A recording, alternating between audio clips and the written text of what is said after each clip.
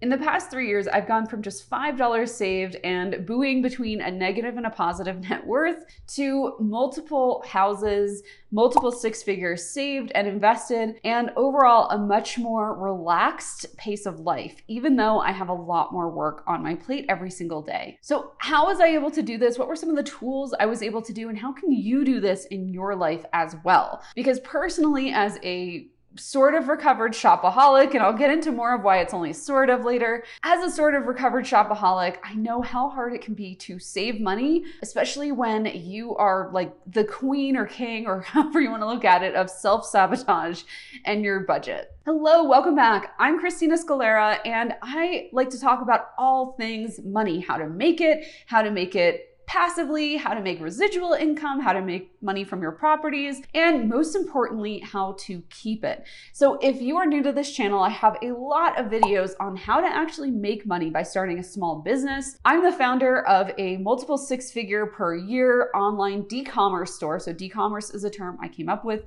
It means digital commerce. I sold digital products. And then recently I actually sold the shop itself. So not only can your business support you, it can also support you with a windfall when you go to sell it. But there's a lot that we need to get into today because there's many steps that it takes to go from $5 saved to almost $200,000 or more dollars saved, plus investments and houses and things like that.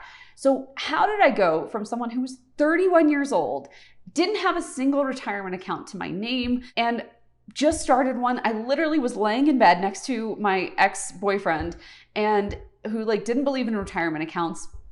Whatever, okay, cool. But I let that affect my mindset for a really long time. So here I was, 31 years old, anxious as hell. Obviously, I'm up at 3 in the morning, reading a book about finances, and the book was talking about Roth IRAs, which may as well have been in Greek to me because at the time I didn't understand what is a Roth IRA. None of it made any sense to me. So if that's where you are, then you're in the right spot today because I'm here to help break that down for you and just give you a little bit of an insight into how I was able to use this tool to help me save so much money over the past 3 years. Now, obviously, I didn't go from saving $0 to saving $100,000 without a few steps in between. And the first step that I took, like I said, was to open up that Roth IRA, and you can choose whatever account is right for you. I'm obviously not a financial advisor, but I really like Roth IRAs for a lot of different reasons. So not everyone is going to qualify for a Roth IRA, and the income levels that you have to meet or be beneath, they kind of change from year to year. So just double check this. If you're watching this in the future, I'm just going to read to you what Charles Schwab is telling me right here, which is that if you are an individual, you have to make $153,000 or less in 2023 to qualify for a Roth IRA account. And if you are married, then jointly you have to earn less than $214,000 to qualify for a Roth IRA account. So if you are below those income limits, then it's very likely that you'll be able to contribute to this kind of account. And the reason I love this kind of account so much is because the money that you put in, you can actually take out penalty free.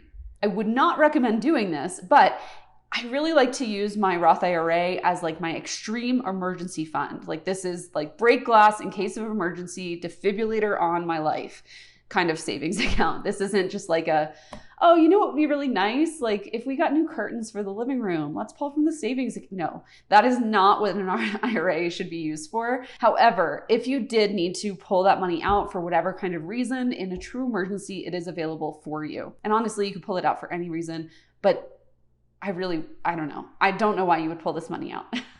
So just to give you an example of how that could be used is the contribution limits for this year are $6,500. So you can put up to $6,500 in this Roth IRA account. It's just like starting a bank account. You just pick whatever kind of brokerage, which is like a bank. You pick whichever one you want to go with and you open your Roth IRA there, and then you start putting money into that account. Then you want to make sure that that money is actually invested, because if it is not invested, it is just sitting in an account that's not earning interest. It's doing nothing for you. So yay, that's great. You have money set aside, but then it's not actually making money. So all the wonders of retirement accounts that you hear about, it's not actually doing any of that for you. So double check that. But let's just say that you put $6,500 in this year. And I'm going to show you how I was able to contribute to the max within those 3 years. Let's just say you put that in this year though.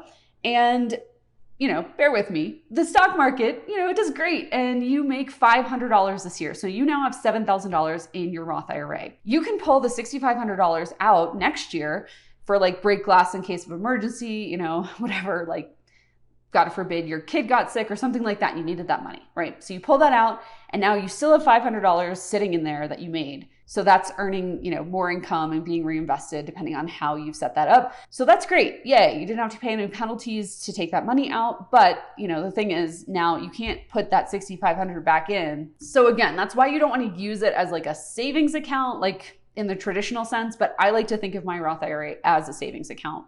I hope that makes sense. I'm sure you guys will have questions. Just ask down below in the comments. By the way, if you are not subscribed, make sure you do that. It's a big help. These videos, they take a lot of time and money to produce, and just giving a simple like and a subscribe means so much to me, and it helps this channel to keep going. So if you want to be even more nosy and get all the tea on the inside of my life, ask me nosy questions down in the comments, like I'm here for it, but you got to subscribe. All right. So how was I able to take this account that, I just started at 3 o'clock in the morning. It took me about 90 seconds to download the app. It took longer to download the app than to set the account up, honestly. And so I use Charles Schwab. I'm not affiliated. I'm not paid with like whatever. I just use them. So I download their app. I put the $5 in and I set up a $5 automatic transfer. And honestly, I never even noticed that money was gone. So that would be the first step that I would take towards saving any amount of money, whether it's 100 or 100,000 or whatever, $1 million.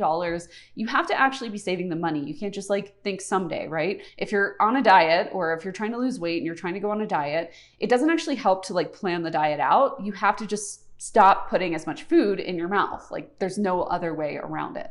Even if you do like weight loss drugs or whatever is out there, you still consume less calories, which are just energy for your body. So they're not stored, right? This is basic. We all know this. There's not like some magical secret. In order to save more money, you have to put that away. But the magical secret, I think, really comes from setting up those automated deposits. So if you are not sure or you don't trust yourself to save money, just try it out. And within a couple months, you're going to start to see a big difference. Another tool that I used during this time, because my credit kind of sucked, was something called Self-Lender. Again, not something that I am paid for or, affiliated with or whatever. I probably should get an affiliate link for them. If I do, I'll link that down below. But that was something that just helped kind of boost my credit score and also taught me that I could save. So that's the biggest thing that you're going to want to learn about is like how to actually save money. And I'm not just talking about like how to physically move money from your account into your Roth IRA or whatever savings vehicle you choose. I'm talking about the mindset of like, okay, I have a story. I have this identity built around being a spendy, bad with money type of person. And I am here to change that identity. I'm here to shift into someone who is good with money, who makes good financial decisions, who makes good investments. Because if you can't change your identity, if you can't start to identify as someone who is better with money, then you're not really ever going to see an improvement. You might save and save and save, and then you're going to like have a bad day and spend it all. So that's really what we're talking about here is the identity shift. And I think part of it for me was the mindset. And then the other part of it for me was actually seeing the money start to accumulate. And that was very addictive. So once I started to see the money accumulate in that Roth IRA, I decided to contribute even more to make it accumulate even faster. And that was a great decision because it helped to speed things up. So unfortunately, that first year that I tried, I didn't fully hit my goal of maxing out the Roth IRA. But by the end of the year, I did get to an important milestone, which was $115 every single week, which do the math, my friends. If you were to contribute $115 every single week, you would max out your Roth IRA. Well, they just upped the contribution limit to $6,500, but that's just an extra $10 a week. So now you'd have to contribute $125 a week and you would be able to max it out. Another thing I did to shift my identity around money and really maximize my savings, besides actually increasing that total auto debit into the Roth IRA, was to watch more videos and listen to more podcasts about money topics like this. And it's the same thing I did to build my business, right? When I was building my business, I was addicted to business podcasts. When I wanted to buy houses, I started listening to real estate podcasts. So there's a lot of amazing free information out there. You always have to be careful and do your own research. Take everything with a grain of salt because you don't know what someone's background or experience is unless you really actually know them in real life. So obviously, make sure that you're vetting the people that you're listening to. You're not just like carte blanche believing them. But what I will say is that even if you don't do all that research, whatever, you just start to shift into the identity of the person you want to become by listening and consuming. You will start to understand the little nuances that are happening, which automatically helps you to become part of that community, whether you know it or not, right? Like there's certain words or phrases that I could say that someone that is really into personal finance would immediately understand, like the term bogleheads. You guys probably won't know what that means. It's just a style of investing in index funds. The same thing is true with anything, right? Like if you really like cars or you really like Birkin bags, like there are certain terms and phrases that people will say that outside of that community sound crazy. If I were to say I want an Epsom leather Birkin bag, which like, I don't even know what that is, to be honest. I just know that's the kind of leather that Birkin bags are produced in. Someone that does know Birkin bags would be they would know exactly what kind of leather that is. They could tell you like the sizes and all this stuff, right? Because they identify with that community. So it's the same exact thing here. You don't have to start good with money. You can just move into that identity. And again, doing the action that supports that identity and then doing some extracurricular activities like listening to shows and watching videos like this and things like that that start to expose you and start to give you information, and you hear words over and over and over again that are unfamiliar to you. You start to learn how to speak that language, and then you start to identify with that shift in your life. So that's the really cool thing. You don't have to break out all these like budget trackers and apps and bleh. You can actually start to just shift your identity. And that's as simple as listening to a podcast on personal finance every single evening, during your nightly walk with your dog or something, or while you're cooking dinner. Pause. Here's my dog who thinks money grows on trees, literally. Hey, Booty, come here. What's that you have in your mouth? Is that a brand new Puffs Plus tissue box? Excellent, great.